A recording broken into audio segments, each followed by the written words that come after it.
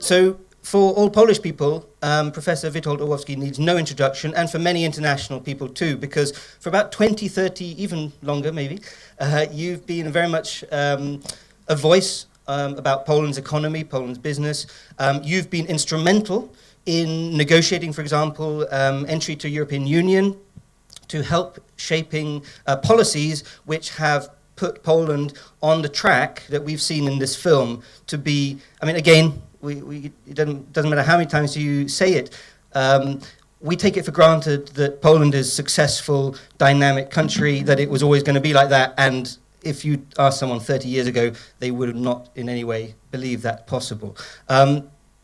So, Professor, can I call you Witold? Yeah. So, Witold. My name. I thought so. So you've advised, for example, you advised the Polish President Aleksander Kwaśniewski. You were instrumental in negotiations for joining the European Union. Well, I was going to ask you maybe a general question, but well, do you want to introduce yourself? Is there anything else you want to say? Because you're also a rector of several universities. No, I haven't been the advisor to the government for the last 7 years, so it's okay. Good disclaimer. The government, not the president. Okay. 6. But you were advising Professor Leszek Balcerowicz. Yeah, Leszek Balcerowicz, of course. To say. In the beginning for the shock therapy. No, not for the shock therapy, but at that time I was involved in the, I was pretty young at that time, in the EU early negotiation.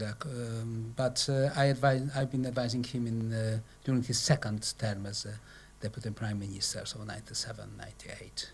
Okay, but very fundamental years. Shock therapy. I'm a bit younger than you exactly, because you presented me as, and you can expect some kind of a mummy sitting here, right? I mean, talking about the prehistory and so on, and not so bad. Next time I'll do a better introduction. Okay. Thank you. So we got lots of fundamental questions, and I think that this conference is very much to find out, because everyone has huge questions all over the world, but here we are in Poland, really on the front line of things. But I want to start with, maybe 6 months ago would have seemed a very important question, but less important now, and then we'll go on to some bigger questions. But the Solidarity Transport Hub, STH, it's a huge airport planned for about 40 kilometers from Warsaw. It has been quite controversial in Poland. Do you have any opinion on this? Do you think it'll go ahead? Do you think it's needed? Well, why not? The question is rather, will it be ready on time? Because the clock is running, and somehow I guess it was to be opened at the latest 5 years from now, from the beginning, and as far as I know, except for the management, nothing else is functioning, and some obviously some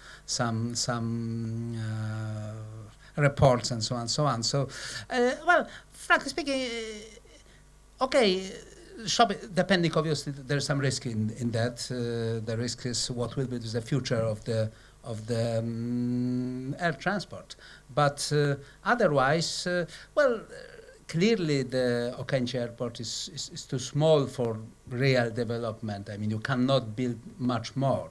So the option to build a new airport outside Warsaw, as many cities around the world did at some moment, right, is quite reasonable. Definitely it was worth considering.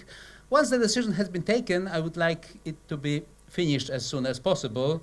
Obviously, we'll all feel sorry about this nice situation of having the, airport 20 minutes or 15 minutes from the center, right, of the town. It's convenient, but looking at the development of the traffic and so on, obviously now interrupted by some other factors, one after another, but still it was a project worth considering. Obviously, there were some alternatives, like building expanding the Modlin, so being two twin airports rather than one big airport outside Warsaw.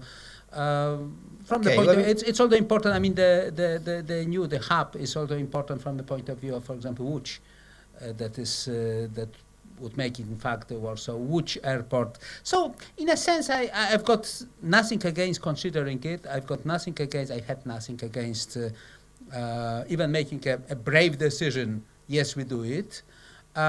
Obviously, there were some questions about what's the rationale behind building huge, railway to that point that will cost much more than the airport itself, and so on and so on. I'm not sure if this is reasonable, but somehow I must say yes. I've got nothing against it, except that I would like it to be built really and not just being talked about. Sure. Well, one more point. That's something I'm always telling to in Krakow or Katowice. If Krakow and Katowice were able to make a decision 25 years ago to build one common southern Poland airport between Katowice and Krakow, probably it would have been today the biggest airport in Poland, bigger than Baranowil there. And that's telling something about the need to cooperate by the local governments, but all the local governments with developers and so on and so on. Okay, thank you. I mean, it's important for me to hear that you don't dismiss it, because a lot of people do. But yeah, we'll move on. I mean, I'm not dismissing the idea. I do not know the details how it's going to be. So the details may be much more controversial. The specific decisions about the size, about the location, so on and so on. So Professor Orlowski is with us until 15:15. I have a few points. I want to ask you about the war, of course, about effects of COVID. Surprise, yeah. Inflation, the workforce. If you have any questions. So we're very much looking for snapshot answers. Yeah. And so we have Professor Orlowski until 15:15. Please remember, I'm a professor, so snapshot answers, it's not something that is loved by professors, right? But you're famous for giving snapshot answers, so you have to show this. Okay, so the war is on everyone's minds, and we will talk about it a lot in the conference. Not about the war itself, because of course that's been covered much better than we can cover it, but the economic effects. Is it too early to say what the economic effects for Poland, for this part of the world, will be? Well, no, I can say easily bad. So that's the only thing we know now. And that's more difficult. And now, obviously, we don't know. We don't know what will be the scale. Everything depends on the scale of the disruptions. Okay, I mean, first the war itself, obviously.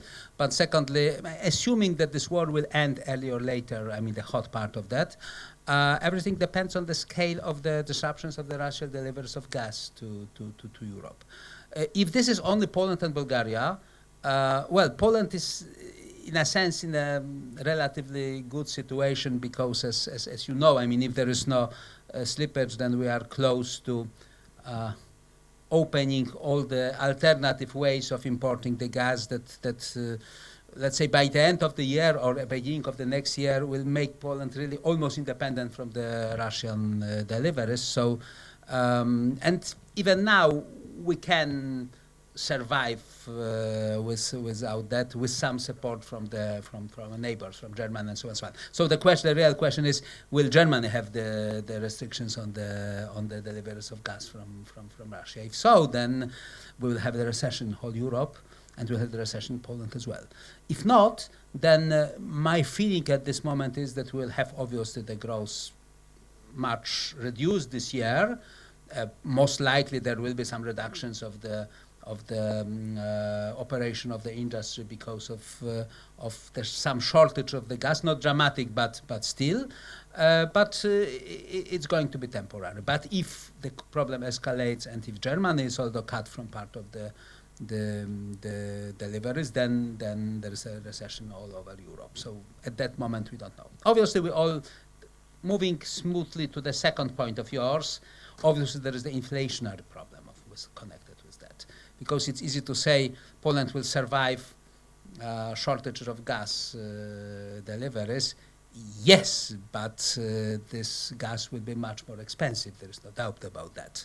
So that's for sure. Even if there is no further escalation of the delivery of the conflict, between Europe and Russia, and Poland has got a big inflationary problem, or I would even say stagflationary problem, because of the problems with the long-term growth. That's basically a result of the policies of the government over the last 6 years. It's not Putin. And some inflationary problems were all a result of this policy, but now they've been raised to the second power or the third power by to the second now, and it may go up to the third power if there is because of Putin. So the situation is not very pleasant for Poland. I wouldn't say that I'm deeply pessimistic in the longer run. Okay, but definitely in the medium run we should expect a lot of problems with Poland, of a stagflationary problems type. So slower growth and continuous problem of the inflation. Okay. What about, I mean, could you hazard, or is it not worth it even, hazarding a guess of how much of an impact it'll have on the Polish economy in terms of, let's say, concrete terms like GDP growth or something like that?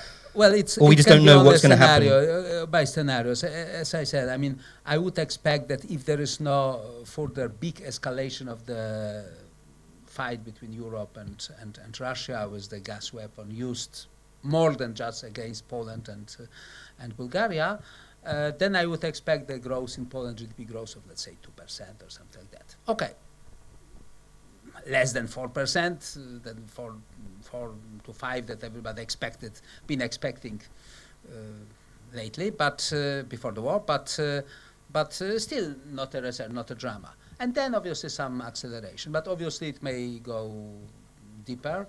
And the inflation, it's a bigger problem, because the inflation is a strange animal. I mean, it depends on the expectations. So basically today, with the level of expectations today, credibility of central bank and so on, I would expect the inflation to go some 15%. Okay, under the scenario, no further tougher problems on the gas market. I would expect some 15% maybe in the autumn time, partly because of the food, not only for gas, and then both are a result of the war. But then the big question mark is what afterwards, what's going to happen, because if there is a kind of the inflationary spiral indexation, it starts working, everybody demanding the wage increases and the government capitulating and the employers capitulating and the central bank printing more money and so on, then we can land with a 2-digit inflation for years. But it's not unavoidable. Okay.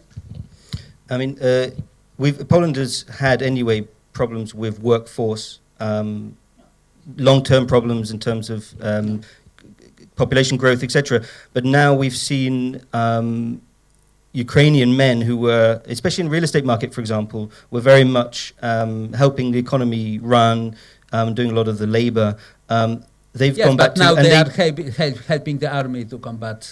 Yes, of course, which is the most important thing. That's yes, but for the Polish labor market, it's always this point that people start at some moment asking, okay, we've got 3 million of Ukrainians coming to Poland. There must be the good effect on the labor market. For the time being, we've got the negative effect because the women and children came to Poland, while the part of men went to the east to Ukraine to fight. But depending on the scenario, I guess, the majority of those extra immigrants will leave Poland if the situation stabilizes, to the east or to the west. I mean, part to the majority to the east, back to Ukraine, part to the west. But still, I would expect that there will be some additional increase of the number of Ukrainians living in Poland, and the men will come back to their families, right? So there will be some temporary ease, but obviously this is not the long-term solution, and we must live with the situation that the labor will be in a short supply in Poland. I mean, I know you're a professor of economics, not a geopolitical expert, but I'm sure the audience is quite interested in your sentiment. Do you think that Ukraine will win, or is it just something that you don't want to? Because obviously the best case scenario. Already Ukraine, in a sense, Ukraine already won, because not being a geopolitical specialist, I've got no doubts that the initial plan of Mr. Putin was to take over the whole Ukraine. And now it seems that, okay, I mean, that's some probability, obviously. It seems that he gave up with his idea of taking all the Ukraine, and he will be eager to sell to his population that taking even, some parts of Ukraine, eastern parts. It's a big success of Russia, historical success of Russia, and so on and so on. And if so, then Ukrainian won in a sense of defending its independence. Historically, it's very similar to the Finnish-Soviet war from 1939-40, when Finland was to be taken by Russia, Soviet Union, as Baltic states. Finland at that time was considered the fourth Baltic state, not a Scandinavian state, but the fourth Baltic state. And somehow, because of by the end of the day, obviously the Russians forced Finland to give up some eastern parts of the country, but Finland retained its independence, and because of that, Finland looks today as it looks like. So I guess from that point, and everybody says, despite the military, well, let's say from a military point of view, maybe Russia won the war by the end of the day with Finland, but from the geopolitical point of view, obviously Finland won the Winter War. And I guess the same story is the most likely result of the Ukrainian conflict. Well, let's pray that it's a Finland hopefully, result. Last question from me for a moment.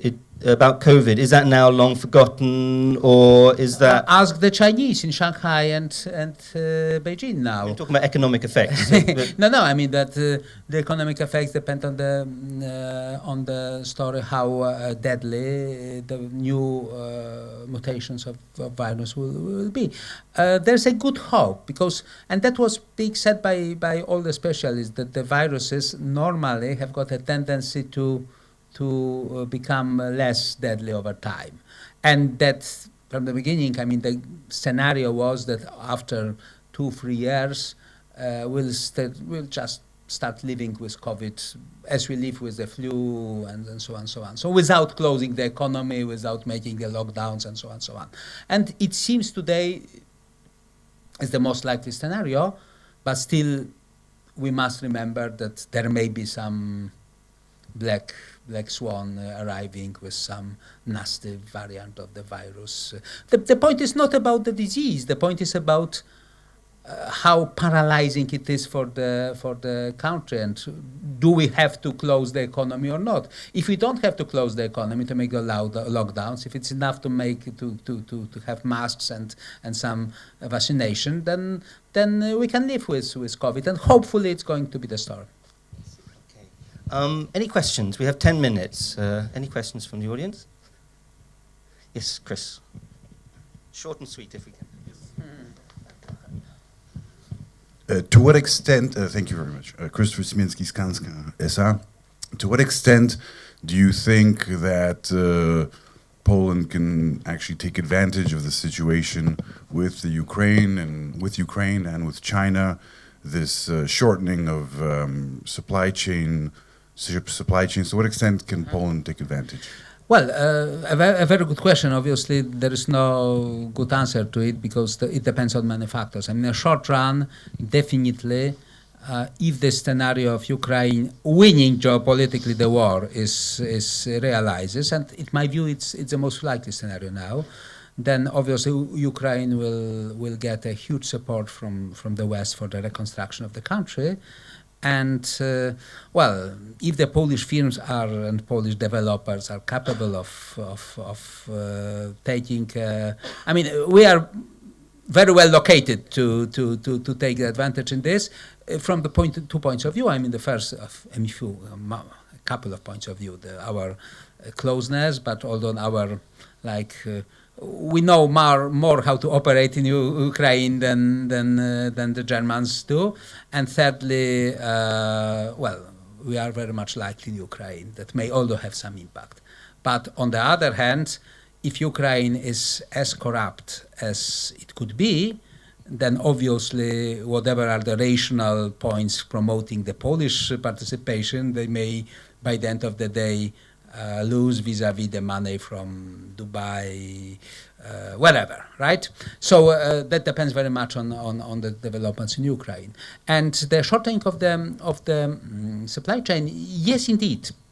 But I always remember, ask you to remind about one point, that nowadays if a company who was putting a labor-intensive part of the production, let's say in Vietnam, if they decide now to, the German companies, they decide that they've got closer, they can build a factory in Poland, but they can also build a factory next to the car factory near München, just operated by robots. It's a fourth industrial revolution. So we must be very careful. Obviously, we can benefit very much if we offer good conditions and kind of welcoming, especially for this relatively labor-intensive production. But we must remember that it's not something that Germany is now forced to build the factories in Poland because they've got no other option. Any other questions from anybody? I've got a quick one, which is just, so we've talked a little bit about Poland, but then in terms of the rest of the CEE region, so how do you see that in comparison, let's say when we look at maybe the Czech Republic or Romania or Hungary, for example? Well, you know, obviously from the short-term point of view, you always have got this story of choosing, is it better business mood, short-term prospects, and so on, and in Prague or in Warsaw. But putting it aside, I mean, please remember, Poland is half of the Central and Eastern Europe in the economic terms. So in the longer run, obviously, this is the biggest market, no doubt about that. We could, okay, Romania is kind of an emerging market here, although relatively big, but in a sense, you know, Hungary will be much easier saturated with the let's say, real estate investment than Poland. So in a sense, please remember that Hungary is one town, one big metropolitan city, and Poland is at least 2, 3, 4, 5 big metropolitan areas. So, in a sense, we are in a different league than from the longer term point of view than the relatively small countries that are in Central and Eastern Europe. That still doesn't mean that okay, if we can. That the success is guaranteed, like as I said with the factories in Poland. I mean, we must fight for this, but basically, there's no doubt that from a longer point of view, this is the much more promising market than any other in the region, right? Okay. So maybe last question. Oh, you have a question up here, yeah, Hannah. Richard, there's a. Sorry, in the meantime, not while doing my job properly. Hannah's up there, yeah. In the meantime, I just want to ask you any reassessment in terms of China and Poland. I mean, before obviously China was, well, I won't say it. Yeah. Well, that's a big problem, and I guess it's not just for the question. As you know, the Chinese have got this answer that we can make a peace with some country for 15 or 100 years or something like that. So you know, they are thinking categories of. But they've lost some face in this part of the world. I mean, yes, but they've got still the money, and that's obviously the problem because from the point of view of Russia versus okay, first, the next tens of years we'll be living in the world in which the conflict between the U.S. and China will be the most defining element of the geopolitical story. And somehow, hopefully, it will not be a conflict, a military conflict. Hopefully.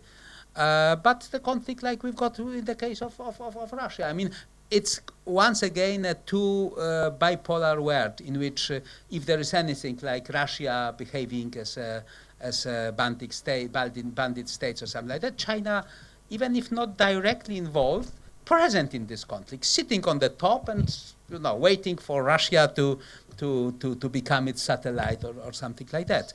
So we must live with that there will be always a story. And in this situation, I'm afraid that like in the Soviet versus US times, or Soviet Union versus US, or West versus East times, we should be ready that any conflict, and we will have to choose. I mean, it doesn't mean that we cannot have any cooperation with China or something like that, but the Chinese money will not come without a political bill that most likely Poland, the other countries, okay, maybe Hungary will accept, but if there's no change of the government. But we'll have to consider, we may be pushed to accept it or not accept, depending on the situation. So there will be this geopolitical context in all the big transactions. For the time being, obviously, we can benefit from we are now the biggest place for the Chinese investment in the region, Poland, and we can benefit from it. But we must remember that, whenever there will be a big story about choosing, technology for the G7 or G8, 8G internet technology, there will be a choice between the Chinese and the Americans, and will be, in a sense, pushed.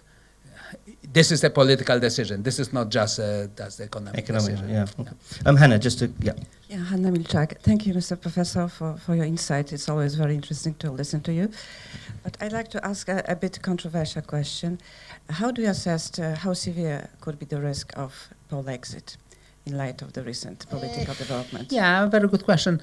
Well, I guess the formal Pole exit doesn't look very risky because, everybody knows, all the parties that want to get a majority in the Sejm know that, let's say, 90% of Poles is in favor of the EU membership. However, what is a risk is and obviously there is a group, and a group of maybe 15% of the Poles that are against the union, and obviously some parties that in the internal fight, they use this and they fight for this constituency.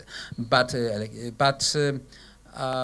what is a real risk is kind of a hidden Pole exit, means without really leaving the union formally, but not participating in the core, being more and more distant from the core of the union where the decisions are being made. And if a country is far away from the core of the union, it loses its influence in the union. It's losing some benefits.